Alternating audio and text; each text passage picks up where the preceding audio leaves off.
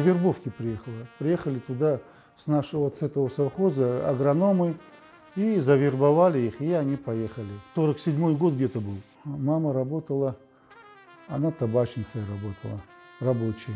Алматинский областта, онда татарлар пек çok. Біз онда Костромскойда татарлар çok yok едік. Яқыларға сон келдік. Татарлар олған ерге. Табак совхозға. Бұл совхоздан Өзбекстанға келділер yazmaға. Ой, мында бір şey yok, açlıktan öleceksiniz. Қазақстанда олай-болай отмет жоқ, очень богатый место, туда-сюда. Сон eniştem айтты. Давай, деді, балаларын açlıktan öldürмейік, Қазақстанға кетейік, деді. Сон енді Қазақстанға келсек,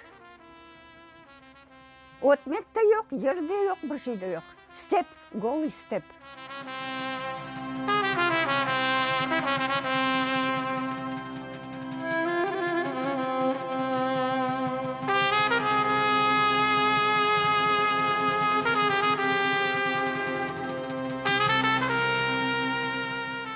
Babam dostları bunda geldiler.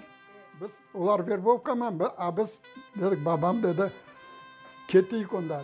Onda Tatar halkı көп, tütün болған yerде dedi. Aç kalmak kalk dedi. Hizmet болар dedi. Buna 57 seneden beri buna savkozdamız. Bunda Tatar bek көп еді. Bunda başka halk yok еді. Hepsi Kırım Tatar halkı var еді. Yaşayış yaxşı еді. Хорошо было, хорошо. Не это самое. Очень дружно люди жили. Сейчас не сравнить такой жизни. Все наши, тут и греки, и болгары, и чечены, и казахи, и уйгуры.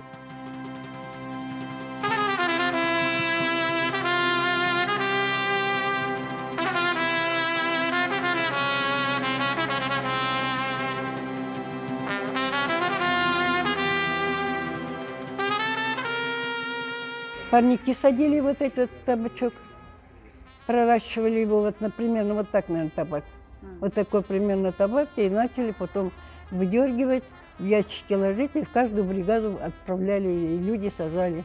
Трудная работа на табаках, очень трудная. Полоть надо, потом, пока он вырастет, то поливать надо сколько. Майыс празднигіне обязательно 1-2 гектар сачайдық түтін. Суық, төпеден аш қарлы yağmur жауа. Biz merkez çamur içine tütün saçamız. Tütününü қолдан saçtık. Tütününü kırdık. Onu kucaktan naday taşıdık, çıkardık.